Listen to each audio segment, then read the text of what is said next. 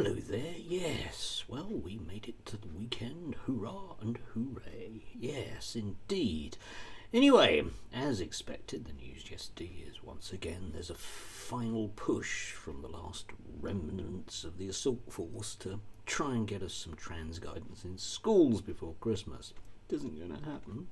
But anyway, it's worthwhile having a look at Miriam Cates, who's jumping up and down about this, because she's posted some right hooey over the last few days, and I think it's worthwhile unpacking it, as well as sort of going back to a piece she wrote in The Critic, and once again giving that a damn good kicking. So let's dive in to her tweet from a couple of days ago.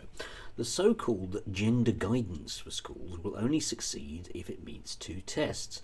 I don't know why she's put it in inverted commas there. Does she mean it should be called anti-trans kids? Because that's probably going to be more honest from her perspective, isn't it? Anyway, does it shift the burden for making complex legal and medical decisions about transitioning children away from schools and teachers and onto the Department of Education? Well, okay, but how is that going to help anything? Right? Think about it. I mean, teachers work in a multidisciplinary teams with a wide variety of people, like educational psychologists, speech and language therapists, occupational therapists, or whatever. And they will make collective decisions. They don't make decisions on their own for the most part. You can argue if you want to pretend that certain things are going on in schools where teachers are just making willy-nilly, pardon the pun, decisions about children's genitalia, then you can do, but that's not actually what happens. Miriam knows this because she used to be a teacher. She actually used to be a science teacher, unbelievably. But anyway, moving on briefly from that, yes, it's not the way that schools work, and this is my inherent problem with all of the things that she says. It's not the way that things work. Lots of people like Miriam mistake having binary hardline positions as being strong. They're always unworkable because there are always exceptions. And if you think about number one exceptions that you're going to come across in schools, or certainly in the top 3 or 4 exceptions you're going to come across in schools, it's going to be those children who are in need of, in inverted commas, gender guidance. Anyway, let's move on from that. Yes, so does it make clear that the only safe way to approach this issue is to is to treat all children according to their biological sex at all times and in all areas: sports, toilets, changing rooms and pronouns? This is a standard safeguarding approach. Well, no, it isn't a standard safeguarding approach to treat all children all the same at all times. What you do with a standard safeguarding approach, as Miriam should know, is, you treat each child as they are. And this notion, once again, it goes back to this notion that somehow a 5-year-old in a school is a threat. They can't use joint toilets when they're 5. It's dangerous. Imagine the message that goes out. What? That they're children?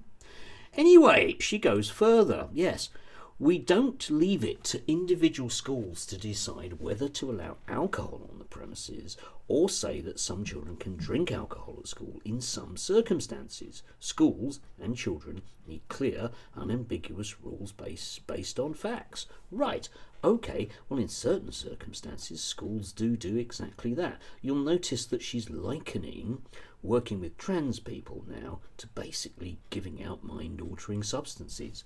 Clever, Miriam, but I'm not falling for it. Anyway, in certain circumstances, certainly in the past, schools used to do that. When I was doing my A-levels when I was 18, I was allowed to imbibe alcohol at school because, drumroll, I was 18. So once again, clear and unambiguous rules based on facts. Well, I was 18 and I was in a school, but I wasn't being treated like a 5-year-old because that's the way the world works, Miriam. Moving on, once again, okay. This is from her piece in The Critic, okay? So, as I wrote here in The Critic magazine in June, not only is a ban on social transitioning in schools the right ethical decision, I'm not even going to bother going there with that one. It is also the only way, notice that, once again, it's the only thing that can be done to protect head teachers, oh, suddenly worried about teachers now, from being forced to make high-stakes decisions for which they are unqualified. Well, yes, again, which is why you work in a multidisciplinary way. I've worked with loads and loads of teachers that have very little understanding of issues around sexuality and or gender. So what you do is you get people that know things that are better. And this is why, of course, Miriam will jump up and down about outside providers, people that are actually experts. You know, a lot of them with medical qualifications, a lot of them with science degrees, Miriam.